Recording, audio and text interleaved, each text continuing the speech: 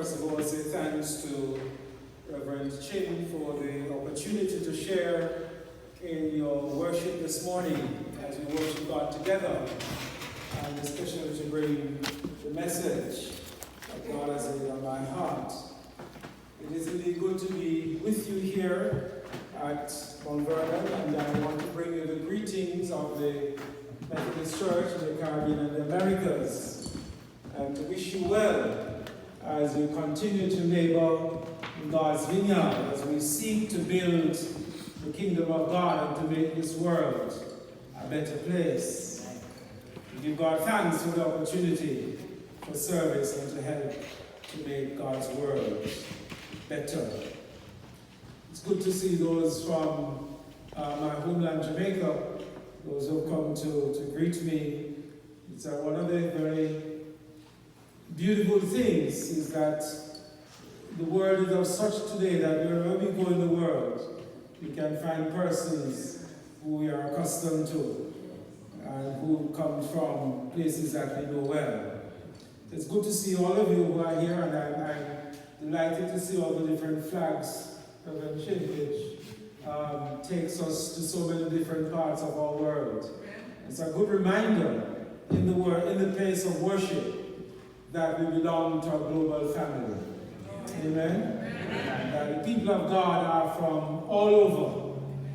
We are actually on our way from South Korea, where we visited the leaders of the church, Methodist Church in the Caribbean and Americas, as well as ministers from and laypersons from the New York, Connecticut Conference. Visited South Korea last week. We spent 8 days there, seeing what God is doing in that land. And I can tell you that it's nothing short of miracle and amazement. It's just wonderful to see how God is working and the faithfulness and the commitment of those people of God in that part of God's vineyard. It's good to be able to touch base with our brothers and sisters wherever they are in the world. Amen? Amen.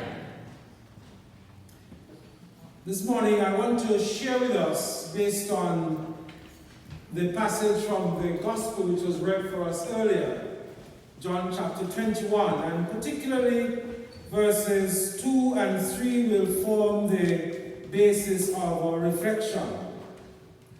Gathered here together were Simon Peter, Thomas called the twin, Nathanael of Cana in Galilee, the sons of Zebedee, and 2 other disciples. Simon said to them, "I am going fishing." They said to him, "We will go with you." They went out, got into the boat, but that night they caught nothing. I've entitled the message, Jesus' Response to a Crisis of Purpose. Jesus' response to a crisis of purpose. Let us pray.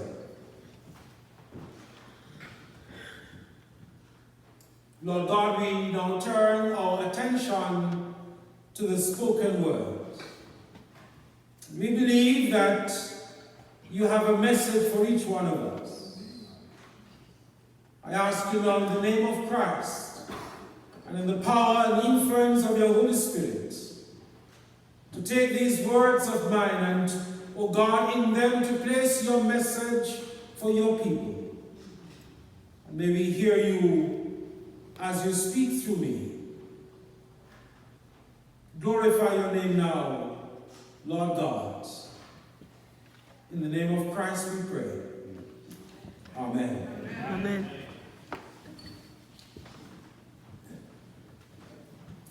Sometimes the experiences in our lives can drive even the most faithful and zealous believer to question their purpose in life.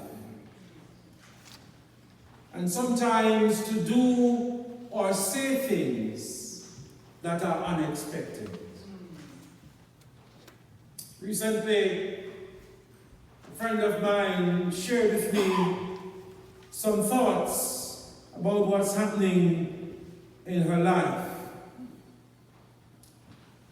And she ended her WhatsApp message with these words: "What do I do when I have bills to pay and cannot find a job? Why am I alive? Why?" I wonder if there's anyone here who's ever found yourself at a place where such thoughts came into your mind. Why? The disciples of Jesus, at least Peter, seem to have reached a crisis of purpose in their life's journey. For over 3 years, they journeyed with Jesus.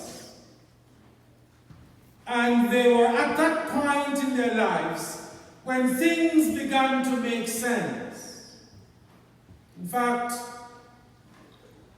it was James and John who said to Jesus, "When you come into your kingdom, let us sit one at your left hand and one at your right hand." Because they began to see things falling into place.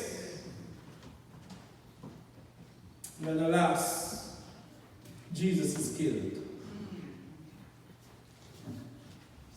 When news came that the stone was removed and Jesus' body stolen, Peter and John, we are told, ran to the tomb.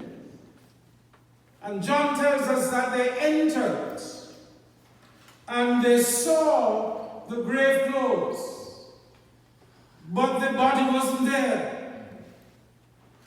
And in John chapter 20, we are told that they believed. And I assume that meant they believed the body was stolen. And John ended by saying, "And they went home." On 2 occasions, Jesus appeared to his disciples. One was the very evening of the resurrection, when the disciples, 10 of them, were gathered in the room where Jesus had celebrated the banquet with them. The second was a week later, when the 11 were present. Jesus came into the same room. On both occasions, Jesus entered the room through the door that was locked. And then he said to them, "Peace be with you." Here in John chapter 21, which really seems to be a later addition to the gospel, it tells us of a third appearance, this time to 7 disciples, and this time not in the house, but by the Sea of Galilee, or what the Romans call the Sea of Tiberias. The death of Jesus created a crisis of purpose for Peter, and in his state of confusion and uncertainty, he decided to go back to what he knew best. He went back to his previous job. And 6 disciples decided to join him. And I asked myself, was this decision an indication that they were abandoning the journey? Or were they being prudent?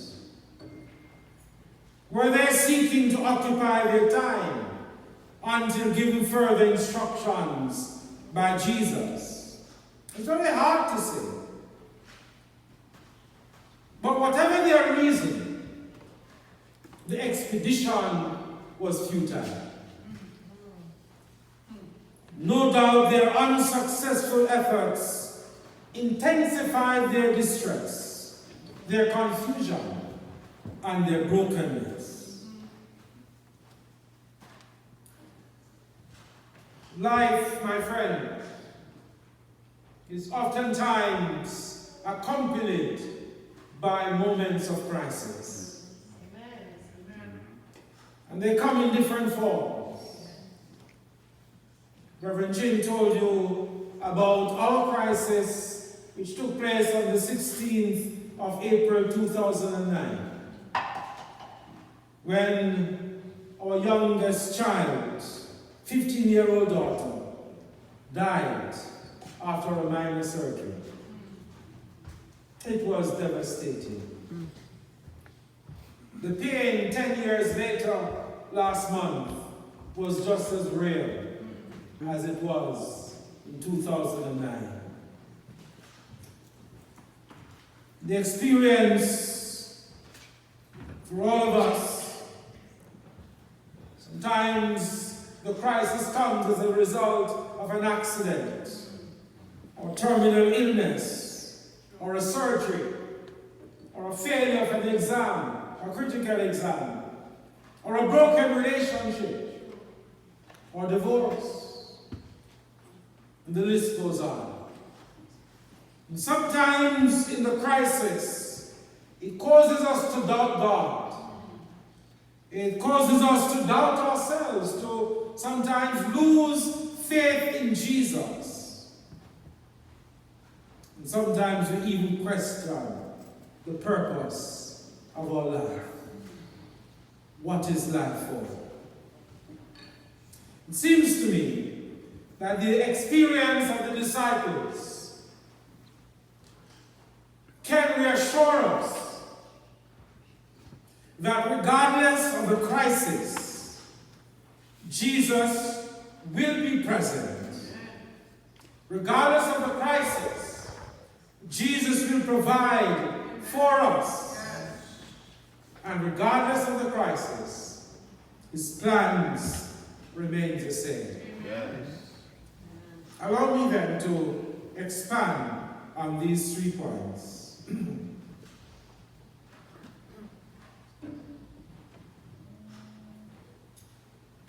Sorry, I've been battling a flu from my time in Korea. First of all, I want to look at the presence. We notice that in their utter confusion and uncertainty, the disciples returned to their old way of life. They returned to what they knew best. They returned to familiar territory. Fishing. But Jesus went to them where they were. He didn't ask Mary or any disciple to go and call them. He didn't ask them to report to the upper room at 9 o'clock the next morning. He went where they were. He went to them. And this, my friends, is a marvelous expression of the grace of God. Jesus always comes to us in our situations. He comes to us where we are. It doesn't matter the place or the condition. He comes to us. The psalmist reminds us in Psalm 137, verses 7 to 10, "Whither shall I go from your spirit? Or whither shall I flee from your presence? If I ascend up into the heaven, thou art there. If I make my bed in hell, behold, thou art there. If I take the wings of the morning and dwell in the uttermost parts of the sea, even there your hand shall lead me. The right hand shall hold me fast. His presence. Earlier on we sang, surely the presence of the Lord is in this place. Amen? Amen. The psalmist tells us in Psalm 23, yea, though I walk through the valley of the shadow of death, I will fear no evil. Why? For thou art with me. Thou art with me. You're told in the book of Daniel that the 3 Hebrew children were determined to be faithful to God. And when Nebuchadnezzar decided to throw them into the fiery furnace, he did. He bound them and cast them in the fiery furnace. But as he looked out, he saw a miraculous sign. He saw that the men who were bound were now loose. But he also saw them walking around in the heart of the fire. But they were not alone. Nebuchadnezzar saw one who was like the Son of God walking with them. So even in the heart of the fire, Jesus, the presence of God, was there. My friends, Jesus has promised to his followers that he will always be with us. And he is always true to his promises. He is with us. He will never leave us, even when we wander away, even when we make our bed in hell, even when it was our own fault why things happened the way they did. Jesus will still come to us. He will never, ever leave us or forsake us. And secondly, provision.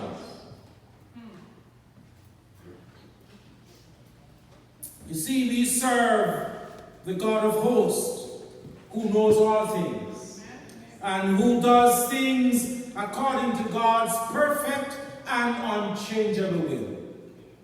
John tells us that that day when Jesus arrived by the sea, he asked his disciples if they caught any fish. For whatever reason, he did not ask them, what are you doing fishing for fish? As some of us might have done. Because somehow it seems to me that Jesus knew their heart's desires and that he knew the state of their minds. And so he inquired not about what they're doing there or why they're doing it. He inquired about their success. It's amazing, isn't it? It's amazing. After their admission of failure, they said, we caught nothing. It was a futile attempt. What did Jesus do? He assisted them to be successful. He assisted them to be successful. They were at a place where Jesus never expected them to be. Jesus never expected them to go back to the old way. But even as they went back, the gracious God assisted them. Cast your net, he said, on the right side, and you will find some. So they cast their net, and now they were not able to haul it in because they had so many fish. Seems to me as if Jesus was saying, well, what you're doing is not what I want you to do. But I know your intentions are pure. And so I will help you. You know, every time I think about this, I feel a sense of chill in my body. Because I say to myself, could it be that sometimes God blesses our efforts Not because we are doing the right thing. We are not doing what he wants us to do. But he knows that our intentions are pure. And so he blesses us. He blessed them that day, even though they were not where he would have wanted them to be. And so he provided success for their labors, but he also provided nourishment for their physical bodies. He said to them, verse 12, "Come and have breakfast." And the Bible says none of them dared ask him, "Who are you?" Because they knew it was the Lord. You see, my friends, God is always concerned about our needs. As the children of Israel journeyed through the wilderness, God provided manna and quail and water and protection. He provided for them. In Mark chapter 6, verse 37, we read where the disciples said to Jesus that the people have been with him for a long time, all day. Send them away to get something to eat. And what did Jesus say? He said, "You give them something yourself." And when they said, "Lord, it's not possible," and Jesus said, "Yes, it is." And with 5 loaves and 2 fish, he fed the multitudes. Paul tells us that God will supply all our needs according to his riches in glory. That God has it all. And if we rely on God, we will not lack, want, or need. That God will provide because God is Jehovah provider. Beloved, do not look elsewhere for your provision or struggle by your own strength and power to provide, because the Lord will provide. Amen. That's what the disciples learned that day. Even as they struggled fishing for fish when they should be fishing for men. Yet Jesus blessed them with success. Provision.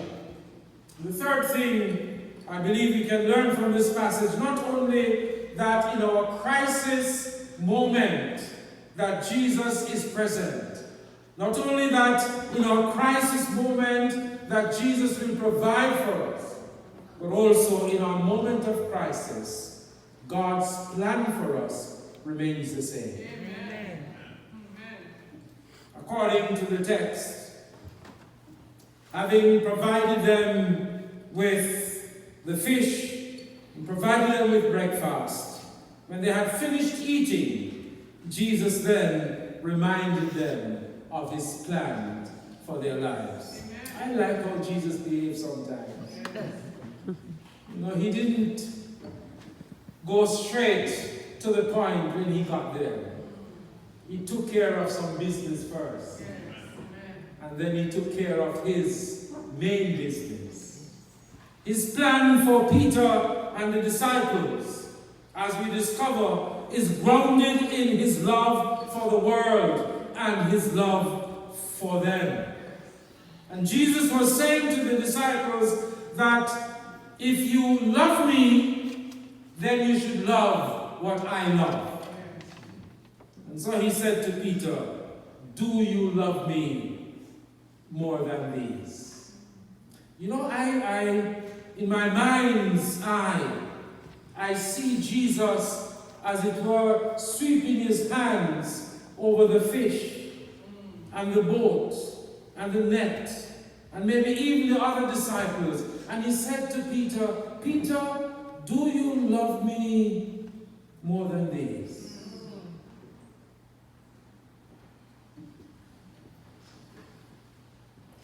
The principle is, if Peter loves him, Peter will love what he loves. Amen? Amen. And having confirmed his love for Jesus, to the point where he began to get upset. And Jesus said to him, "Feed my lambs, tend my sheep, feed my sheep." And when Peter thought it was over, and Jesus took him back 3 years earlier, and in a sense reminded him that 3 years earlier I said something to you, and I'm saying it to you again. Follow me. Follow me. Peter was kind of concerned because he noticed that John was there, and he said to Jesus, "So what about him?" And Jesus said, "He is not your business. You follow me. You follow me." It was a reinforcement, my friends, of that earlier call when Jesus said to Peter, "Follow me, and I will make you fishers of men." God, the plan had not changed. Yes, he was crucified. He died. He was buried. Yes, they were confused and uncertain, and so they went back to fishing. But Jesus' plan had not changed. And his plan for us will not change. Will not change. Doesn't matter what we're going through. Doesn't matter how confused or uncertain we are about our experiences. His plan for us remains the same. Jesus still wanted Peter to follow him. And he still wants you and I to follow him. Not to follow a religion, not to follow a philosophy, not to follow any person, but to follow Jesus. To follow him. This is a call, my friends, to faithful obedience to the task of God. Peter must live without his curiosity and his uncertainty being satisfied. Because, sometimes in life, we like to know what the future holds. Because we like to plan, don't we? We like to map out things. But in a real sense, Jesus was saying to Peter, "Peter, when it comes to me and my work, you follow me."